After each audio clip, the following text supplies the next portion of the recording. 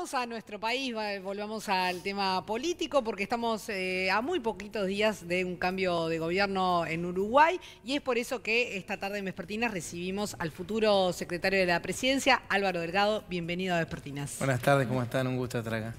Vamos a comenzar, digamos, tratando de desestructurar un poco, rompiendo un poco el hielo con una dinámica Vengo de estar de 7 horas en presidencia seguida. Entonces te va a venir bien. un poco de juego, algo recibiendo lúdico, no todas está las unidades ejecutoras una tras otra junto con el prosecretario Rodrigo Ferrés. La verdad va a venir bien. ¿En presidencia? Sí, en presidencia. Es que ya tienen su oficina. No. Fuimos a una reunión con el prosecretario Roballo. Sí. El secretario Tomás está de licencia. Perdón, pero esto... No, está. al lugar. Y lo que estamos haciendo ya es la tercera reunión. Presidencia es una unidad, un inciso muy grande con una cantidad de secretarías y oficinas y unidades ejecutoras. Estamos cada 45 minutos recibiendo el titular de cada una de las unidades ejecutoras para que nos cuenten, además, un informe de lo que hacen, del presupuesto, de los recursos humanos, de los proyectos que ven haciendo, de los proyectos en curso. Para ver cuáles se salvan y cuáles quedan, por ejemplo. Para ver cuál es la puesta a punto de lo que vamos a encontrar. ¿Qué tocó hoy? Ya Hoy que estamos tocó hablando de esto. URSEA, URSEC, una reguladora de servicios de energía y agua, URSEC de comunicaciones, tocó el Instituto de Estadísticas, tocó la Secretaría de Cambio Climático, tocó la Secretaría del Cambio Climático, que se iría a un Ministerio de Medio Ambiente. Se va a crear ¿no? el Medio Ambiente, la UNACEP, la Secretaría de Derechos Humanos, y alguna cosa me está faltando en el medio. Y hablando de que estabas con el prosecretario y el secretario actuales de Presidencia, en el portal de Presidencia hace como un mes pusieron una declaración tuya que decía que la transición estaba siendo fluida, ordenada y transparente. Ahora, ¿seguís pensando lo mismo? Yo creo que es una transición muy republicana. Y para mí es importante en Uruguay que... A ver, porque no es común, todo el mundo presuponía otra cosa, ¿verdad? Si uno le pregunta, esto iba a ser a los tiros. Un gobierno que se va, de 15 años del Frente Amplio con mayoría propia, un cambio político en Uruguay con un gobierno de coalición encabezado por el Partido Nacional. Tenemos ejemplos muy recientes en Argentina, las destructoras de papeles y algunas cosas más. Y bueno, mucha gente podía presuponer que iba a haber una transición compleja en cuanto al flujo de información. Más allá que nosotros tenemos un compromiso de hacer auditorías una vez que se inicie el gobierno, ¿verdad? Para saber cuál es el punto cero del Uruguay. La verdad que empezamos una transición a nivel de Secretaría y Prosecretaría de la Presidencia.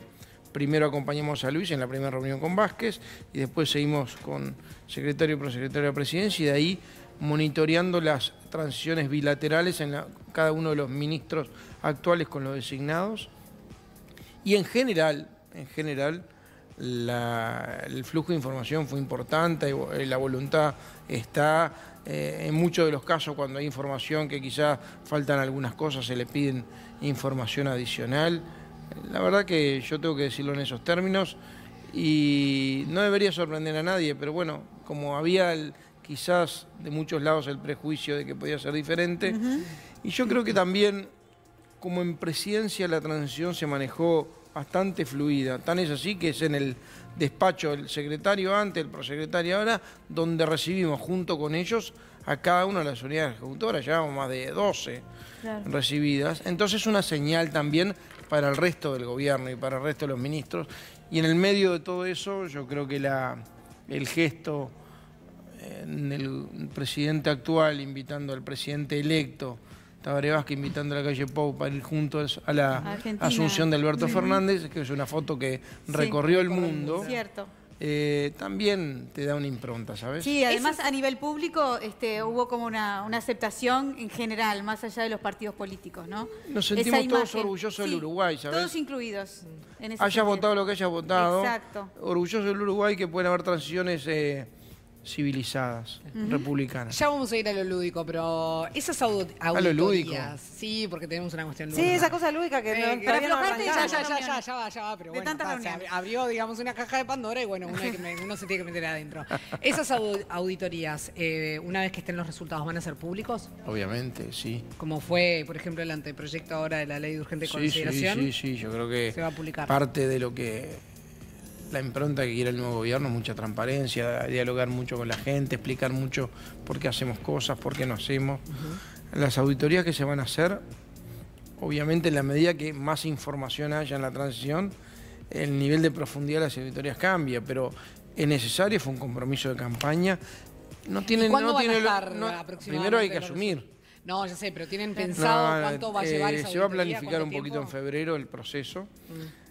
También es verdad que las auditorías pueden tener dos objetivos. Uno es buscar con una lupa qué es lo que está mal y una casa de brujas, y lo otro es tratar de hacer un estado de situación, el punto cero de arranque del Uruguay.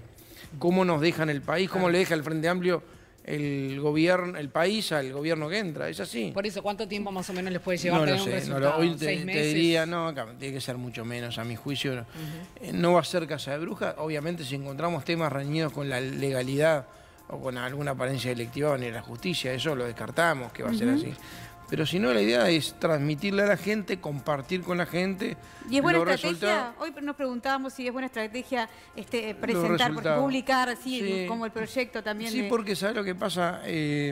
Seguramente algunas situaciones pueden llegar a ser peor de las que están hoy. ¿Tá? Sobre todo siguiendo tendencias. Hoy tenemos un déficit fiscal bien complejo. Hace 32 años que no hay este déficit fiscal en Uruguay. Yo digo, ¿el déficit fiscal en qué incide? Mucha gente puede decir, bueno, estamos hablando de un déficit fiscal de cerca del 5% que viene creciendo. Esos son 2.900 millones de dólares. O sea, más de 8 millones de dólares por día el Estado tiene que pedir prestado. El déficit fiscal, estamos de acuerdo que es plata que falta para poder funcionar, entre lo que se gasta además y lo que se recauda, ¿verdad? 8 millones de dólares por día, quizá un poquito más, tiene que pedir el Estado uruguayo prestado para poder hacer funcionar el Estado en todo el país. Ese déficit fiscal hace 32 años que no está. ¿Eso condiciona? ¿Qué condiciona? Condiciona la actividad económica, condiciona las inversiones condicionan el empleo. Estamos en un nivel de inversiones muy bajo, tenemos un nivel de desempleo alto, 9.5% de tasa de desempleo y otro tanto de subempleo, estamos 185.000 uruguayos sin trabajo y otro tanto con subempleo, con una deuda externa bruta casi el 60% del Producto Bruto Interno. Bueno, Todos esos son números y yo te quiero preguntar algo directamente porque hablemos de las cosas que le preocupan a la gente y al bolsillo de la gente y a lo que le pasa. Si se promete que no se van a tocar los empleos, o sea, los cargos del Estado que son necesarios o imprescindibles, ¿no? Que tienen que ver con la salud, con la seguridad y con la educación. Si se promete que se va a crecer en seguridad, o sea, se va a aumentar la cantidad de gente, se va a aumentar o redistribuir necesariamente por los proyectos que hay con respecto a la educación y a la reforma de la educación, se tiene que por lo menos redistribuir, pero no sé si no aumentar también ahí la cantidad de funcionarios públicos. Y no hay mucho más de dónde sacar. Uno, cuando necesita plata, yo lo digo, es una forma muy ciudadana de decirlo, pero es, o uno ahorra, entonces el gasto del Estado tiene que ahorrar y la gran mayoría del gasto del Estado es en sueldos, o la otra posibilidad es uno pone impuestos. la mayoría del gasto del Estado, está bien la pregunta, ¿está? La mayoría del gasto del Estado no solo son remuneraciones, sino son transferencias a la seguridad social, que es realmente importante y todos estamos de acuerdo de que hay que reformarla. Claro, pero Sin eso no pérdida está ni siquiera en la ley de está, urgente sí, consideración. está crear una comisión de expertos de acuerdo de partidos Pero hay políticos. tiempo para analizar. eso. Hay un año previsto. Es compleja la reforma de la seguridad social, sobre todo si vos lo que no querés es afectar derechos de los derechos adquiridos, ¿verdad? Ahora, que nosotros vamos camino a un ahorro en el gasto del Estado, es verdad, porque acá no hubo plata que alcance, cada vez se recaudaba más y se gastaba más de lo que se recaudaba. Por eso llegamos a tener el déficit fiscal. Y en un momento hay que decir, pará, frená con el gasto, o sea, gastar menos, pero además gastar mejor. Por eso es la unidad de compras del Estado centralizada, por eso un ahorro que tiene varios componentes. Nosotros estimamos un ahorro del Estado por mejora de gestión y por algunas medidas, entre ellas no llenar un porcentaje de las vacantes que se generan todos los años.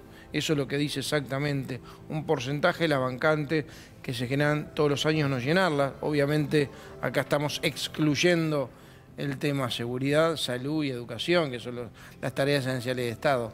Pero uno ve, en la medida que va avanzando la transición, que hay una hipertrofia, un agrandamiento del Estado importante y sobre todo los cargos de dirección y cargos de confianza, que nosotros ahí tenemos que ir trabajando para reducirlo.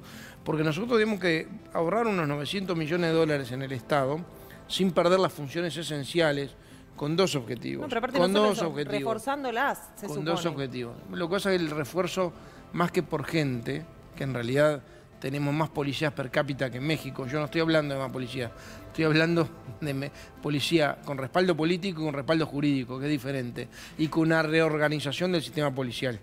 Y tú ves que la ley de urgente consideración tiene casi un tercio, un 25% de seguridad pública, ¿no? Con medidas de agravamiento de penas, medidas para el combate del tema del femicidio, para el tema de delitos nuevos vinculados a quien incumple o rompe las tobilleras, bueno, empezar a sumar legítima defensa presunta al policía, una cantidad de temas que tienen que ver con el agravamiento de las penas, con otra acción de la policía y con un respaldo jurídico. Más el respaldo político, no estoy hablando de más personas, estoy hablando quizá redistribución, están hablando incluso el ministro del Interior designado habló de crear una dirección de seguridad rural por el tema del abigeato. Vamos a trabajar la ley de violencia de género, darle un presupuesto acorde para que pueda trabajar. Bueno, ahí tienes un ejemplo. O sea, ahorro del Estado con dos objetivos. Déficit fiscal, tratar de ir amortiguando eso, que reitero, hace 32, 33 años que no hay en el país. Y segundo, una baja estructural, subrayo la palabra estructural, de las tarifas públicas. ¿Cuáles? Energía y combustibles, las dos que más afectan a la gente, pero las dos que más afectan la producción. Nosotros tenemos que reactivar el aparato de producción y de consumo para que a su vez con otras, y además un estímulo de las micro y pequeñas empresas, Claro, pero todo ahí eso junto, ahí volvemos a lo mismo, el Estado. todo eso entonces, junto, sí. todo eso junto, lo que tenemos previsto es un aumento de la actividad, por ende un aumento de la recaudación, que puede ir compensando algún costo, por ejemplo, de las medidas fiscales vinculadas al estímulo de pequeña y mediana empresa. Y paralelamente a eso, una serie de medidas que tienen que ver con mejora de las garantías de la inversión. Ley de inversiones y algunos instrumentos adicionales, que en la medida que se genere inversión genuina, nacional o extranjera directa, va a generar lo que más necesitamos, que es el empleo. Los dos temas de mayor preocupación en la gente, te lo dicen las recorridas que hacemos, pero te lo dicen las encuestas de opinión pública, no la intención de voto, las otras, la otra parte, la que dice, bueno, ¿cuáles son los temas? Dividido por franja etaria, por nivel socioeconómico, por distribución demográfica, es seguridad y enseguidita empleo. Ahora, ¿por qué si la idea es bajar la energía y los combustibles, por ejemplo, cuando el gobierno actual anunció que no se iban a ajustar, digamos, las tarifas en enero, digamos que la coalición saltó, si en realidad se iba a bajar? A ver, primero se está estudiando el tema. Segundo, yo hablé y viste que dije subrayo la palabra estructural. Porque las tarifas públicas, sobre todo las energéticas, tienen una cantidad de componentes adentro de las tarifas. Además, previo impuesto, ¿no? La mitad del precio de la nafta es IMESI. El 42% es IMESI, es impuesto. El gasoil tiene IVA. Si uno ve la tarifa de luz, mirá tu tarifa de luz, es inentendible, ¿no? Como todos tienen cargos por potencia diferente. La tarifa, si uno desagrega la tarifa de combustibles, la bonificación de la estación, el tema del flete, el tema de esto, el tema del otro, la tasa de inflamables, el tema del costo de los biocombustibles, hay una cantidad de elementos en el medio de ineficiencias que si nosotros no trabajamos sobre eso no podemos bajar el precio final del combustible, porque ANCAP le carga al combustible una cantidad de acciones o emprendimientos o negocios que no le son rentables, que dan pérdidas, pero como es un precio regulado, le carga las pérdidas al precio del combustible. La gente no puede evadir el precio del combustible. Sí, lo echa y no tiene forma de evadir. Entonces, lo que pasó al principio de enero es que todos los años, el gobierno, todos los años, lo que hizo es en enero, a veces por más, pero por lo menos, a veces reiteró por más porcentaje, pero por lo menos lo que hizo fue ajustar las tarifas por el IPC, porque se ajustan los salarios, se ajustan todo Siempre lo que se se ajusta. reajusta en enero, siempre. Sí. Siempre por el costo de vida. Algunas veces lo ajustaron por encima. Pero siempre, ¿por qué? Porque hay componentes que tienen que ver con, se junta con el IPC. Los salarios de las empresas públicas que producen el combustible, la energía eléctrica, se ajusta por el IPC. Está claro. Entonces, Pero vamos siempre a se tener ajusta reajuste, por entonces, ese pero sentido. más adelante vamos a tener un reajuste. Entonces, la idea es trabajar en el futuro, por eso te digo, nos vamos a dar un plazo para generar ahorros, para poder bajar una baja estructural de las tarifas públicas. Estamos convencidos que el combustible tiene que ir a precio de paridad de importación. Estamos convencidos de eso. Estamos convencidos que la energía eléctrica puede ser más barata. Seguimos hablando de cosas que pongámonos... Paridad de importación vale lo mismo que lo que importara. Sí, eso está bien. Es un tema como es que muy complejo y que hay variedad complejo de opiniones. Pero a lo que vayamos, ¿va a haber entonces un ajuste de tarifas en marzo? Yo dije, se está estudiando. Si es que se ajusta el IPC, solo el IPC. Bien. Pero el objetivo sigue estando, ¿no? Que es ir a una rebaja estructural. Claro, Cuando digo estructural, digo permanente, de los costos que genera el precio del combustible o la energía eléctrica, porque es un compromiso que asumimos ante la población. Y estamos de cara a Las municipales. la intendencia. Sí. ¿Qué lío? ¿O qué oportunidad?